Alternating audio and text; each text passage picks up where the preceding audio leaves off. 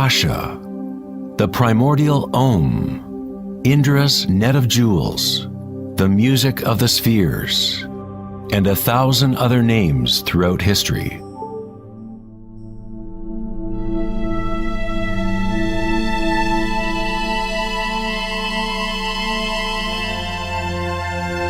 It is the common root of all religions,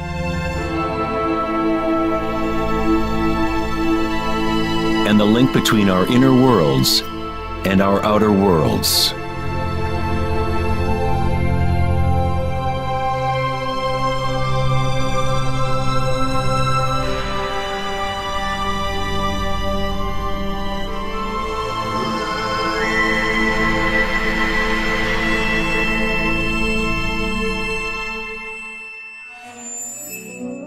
In Mahayana Buddhism in the 3rd century, they described a cosmology not unlike the most advanced physics of modern day.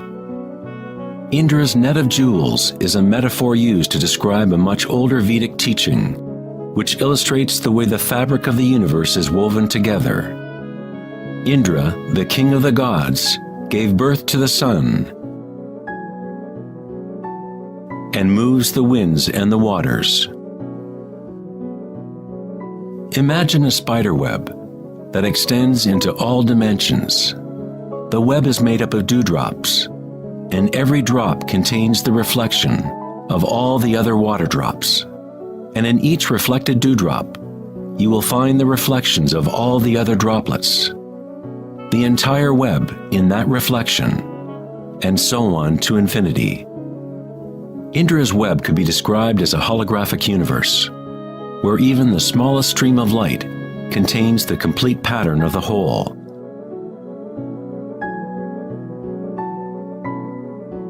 The Serbian-American scientist Nikola Tesla is sometimes referred to as the man who invented the 20th century. Tesla was responsible for discovering alternating current electricity and many other creations that are now part of everyday life. Because of his interest in the ancient Vedic traditions, Tesla was in a unique position to understand science through both an Eastern and Western model.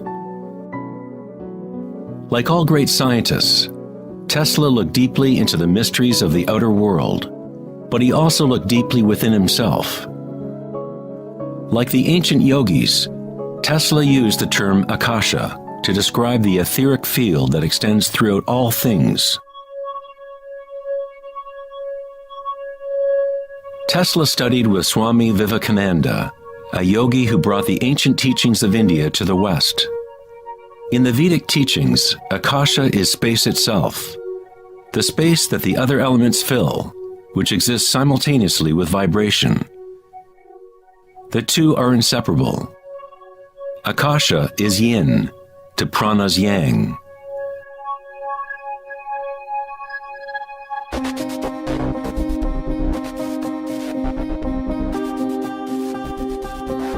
A modern concept that can help us to conceptualize Akasha, or the primary substance, is the idea of fractals.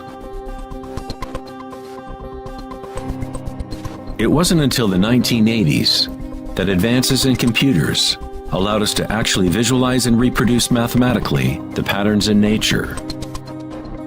The term fractal was coined in 1980 by mathematician Benoit Mandelbrot, who studied certain simple mathematical equations that, when they are repeated, produce an unending array of changing mathematical or geometrical forms within a limited framework.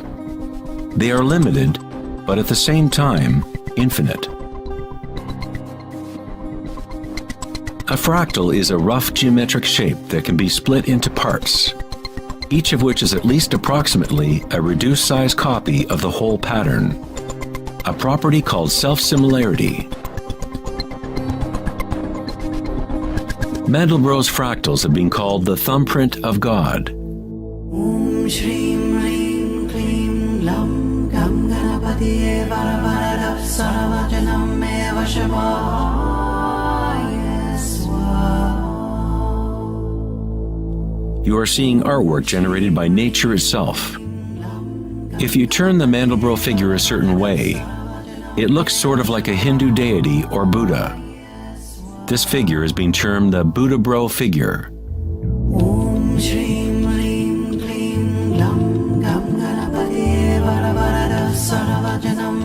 If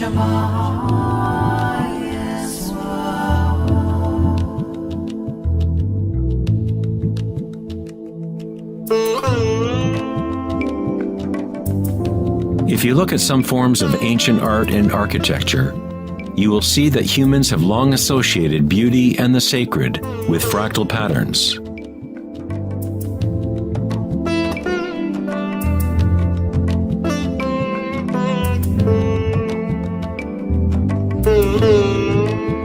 Infinitely complex, yet every part contains the seed to recreate the whole.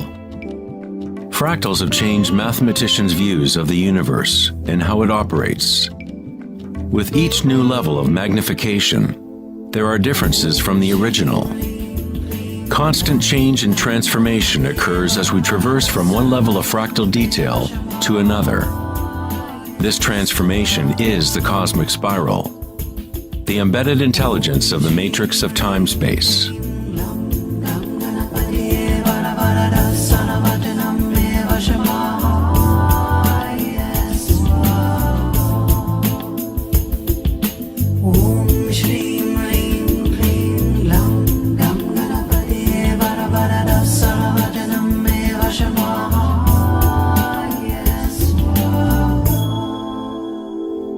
Fractals are inherently chaotic, full of noise and order.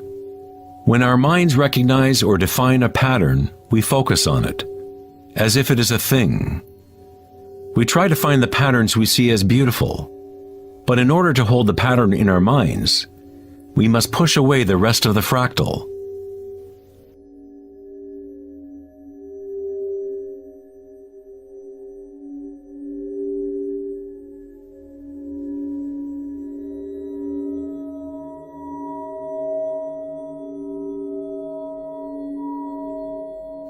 To comprehend a fractal with the senses is to limit its movement.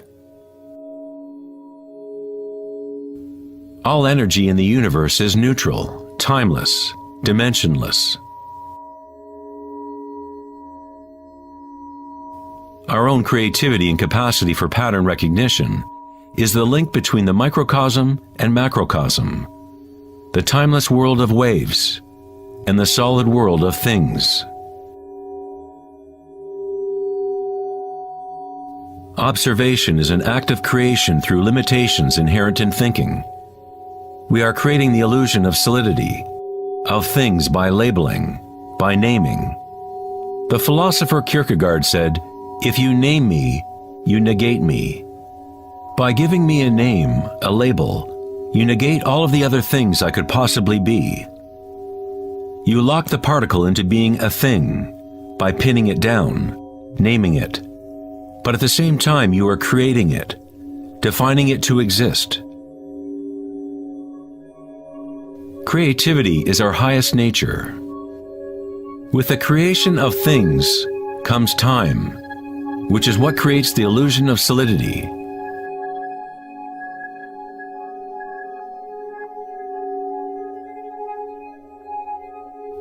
Einstein was the first scientist to realize that what we think of as empty space is not nothing. It has properties. And intrinsic to the nature of space is nearly unfathomable amounts of energy. The renowned physicist Richard Feynman once said, "There is enough energy in a single cubic meter of space to boil all the oceans in the world." Advanced meditators know that in the stillness lies the greatest power. The Buddha had yet another term for the primary substance, what he termed kalpas, which are like tiny particles or wavelets that are arising and passing away trillions of times per second.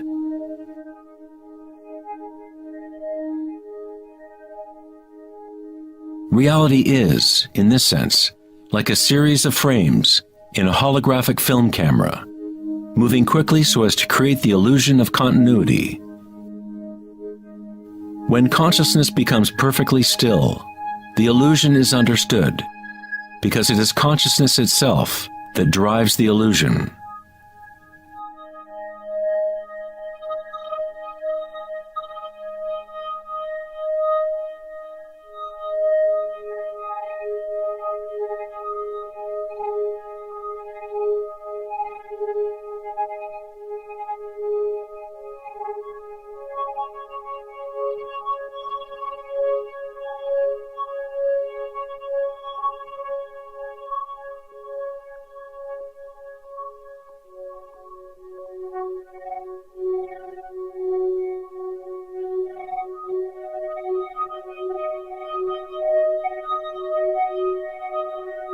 In the ancient traditions of the East, it has been understood for thousands of years that all is vibration.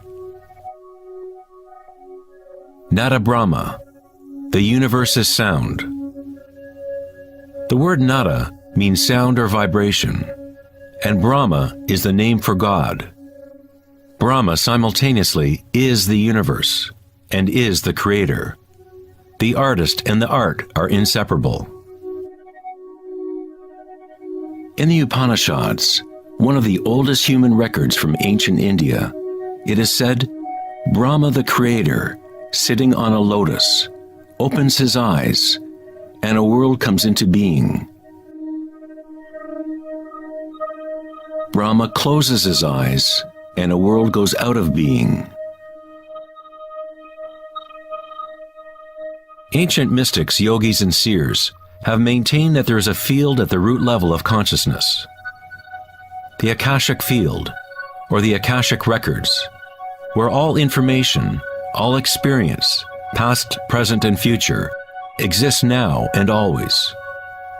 It is this field or matrix from which all things arise, from subatomic particles to galaxies, stars, planets, and all life.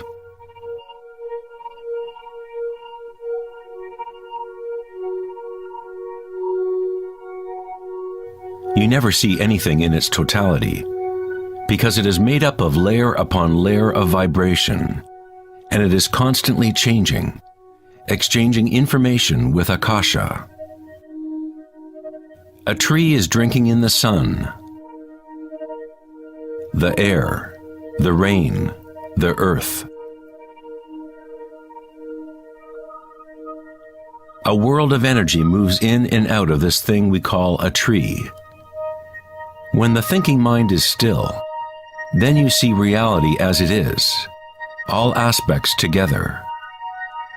The tree and the sky and the earth, the rain and the stars are not separate. Life and death, self and other, are not separate, just as the mountain and the valley are inseparable. In the Native American and other indigenous traditions, it is said that everything has spirit, which is simply another way of saying everything is connected to the one vibratory source. There is one consciousness, one field, one force that moves through all. This field is not happening around you, it is happening through you, and happening as you.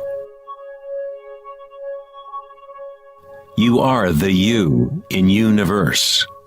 You are the eyes through which creation sees itself. When you wake from a dream, you realize that everything in the dream was you. You were creating it. So-called real life is no different. Everyone, everything is you. The one consciousness looking out of every eye. Under every rock.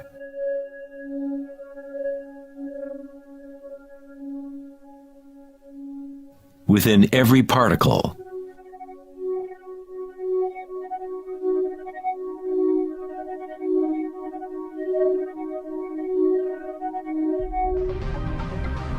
International researchers at CERN, the European Laboratory for Particle Physics, are searching for this field that extends throughout all things.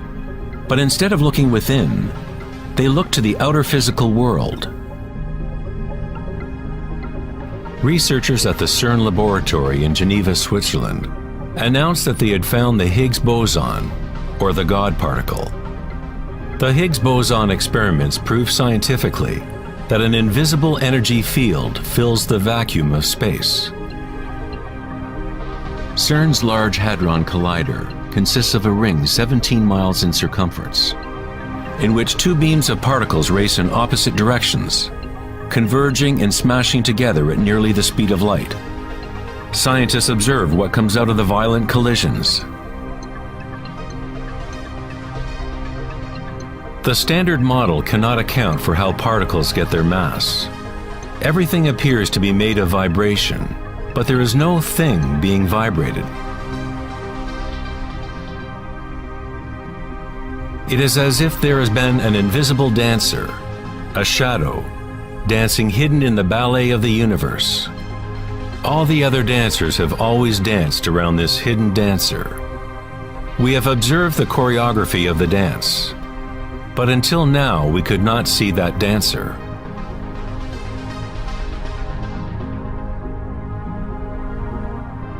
The so-called God particle, the properties of the base material of universe, the heart of all matter which would account for the unexplained mass and energy that drives the universe's expansion. But far from explaining the nature of the universe, the discovery of the Higgs boson simply presents an even greater mystery, revealing a universe that is more mysterious than we ever imagined. Science is approaching the threshold between consciousness and matter. The eye with which we look at the primordial field and the eye with which the field looks at us are one and the same.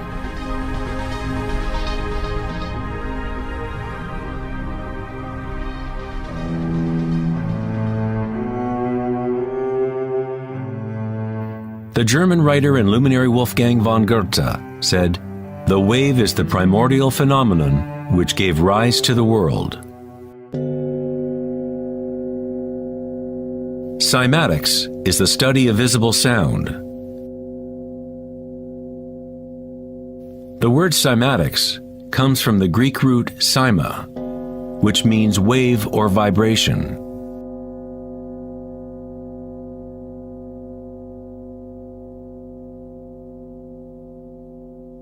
One of the first Western scientists to seriously study wave phenomena was Ernst Chladni, a German musician and physicist who lived in the 18th century. Chladni discovered that when he spread sand on metal plates and then vibrated the plates with a violin bow, the sand arranged itself into patterns.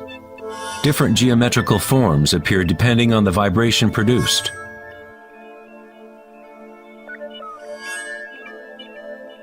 Chladni recorded an entire catalog of these shapes, and they are referred to as Chladni figures. Many of these patterns can be found throughout the natural world, such as the markings of the tortoise, or the spot patterns of a leopard.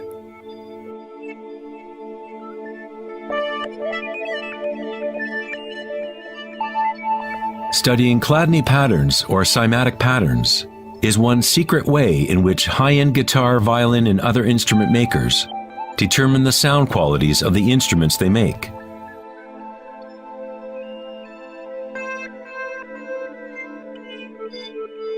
Hans Jenny expanded on Chladni's work in the 1960s.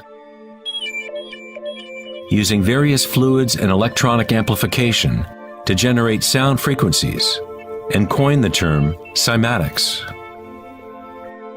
If you run simple sine waves through a dish of water, you can see patterns in the water. Depending on the frequency of the wave, different ripple patterns will appear. The higher the frequency, the more complex the pattern. These forms are repeatable, not random. The more you observe, the more you start to see how vibration arranges matter into complex forms from simple repeating waves. This water vibration has a pattern similar to a sunflower.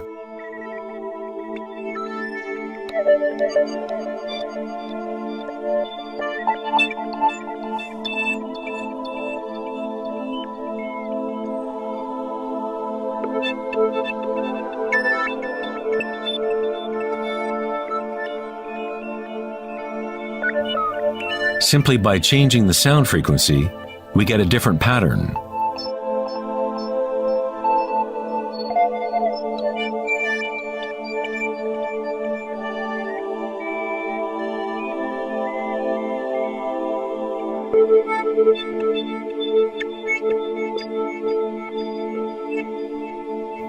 Water is a very mysterious substance.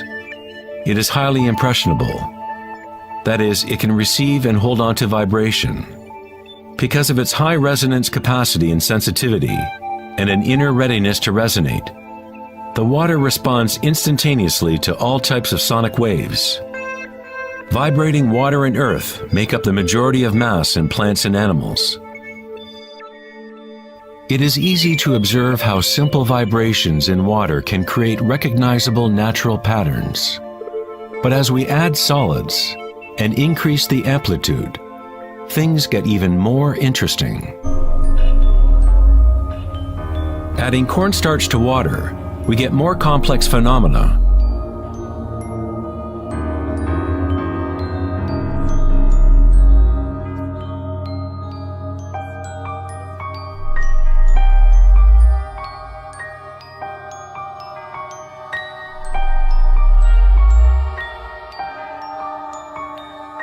Perhaps the principles of life itself can be observed as vibrations move the cornstarch blob into what appears to be a moving organism.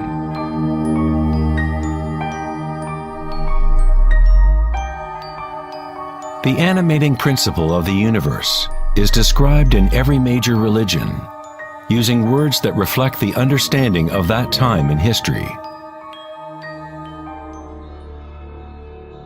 In the language of the Incas, the largest empire in pre-Columbian America, the word for human body is Alpa Kamasca, which means literally, animated earth.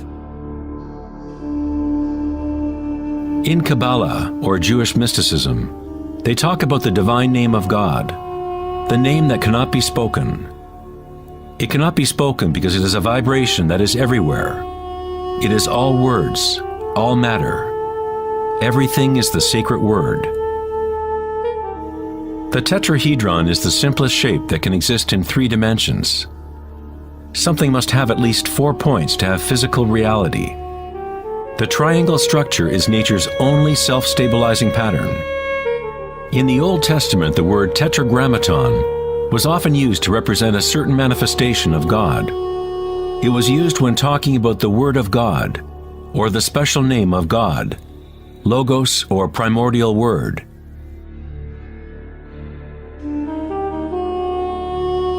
The ancient civilizations knew that at the root structure of the universe was the tetrahedral shape. Out of this shape, nature exhibits a fundamental drive toward equilibrium, Shiva, while it also has a fundamental drive towards change, Shakti.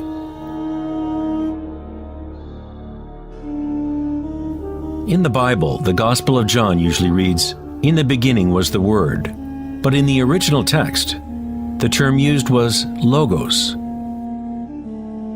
The Greek philosopher Heraclitus, who lived around 500 years before Christ, referred to the logos as something fundamentally unknowable, the origin of all repetition, pattern, and form.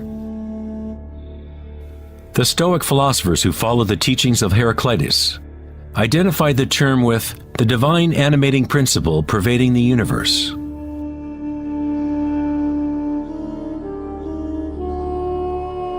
In Sufism, the Logos is everywhere and in all things. It is that out of which the unmanifest becomes manifest.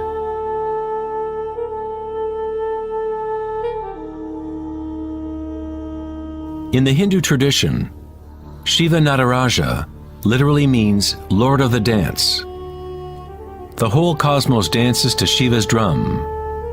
All is imbued or ensouled with the pulsation. Only as long as Shiva is dancing can the world continue to evolve and change. Otherwise, it collapses back into nothingness.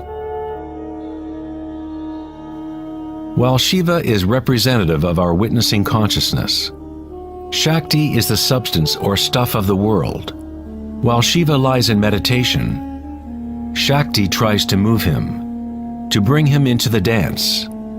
Like yin and yang, the dancer and the dance exist as one.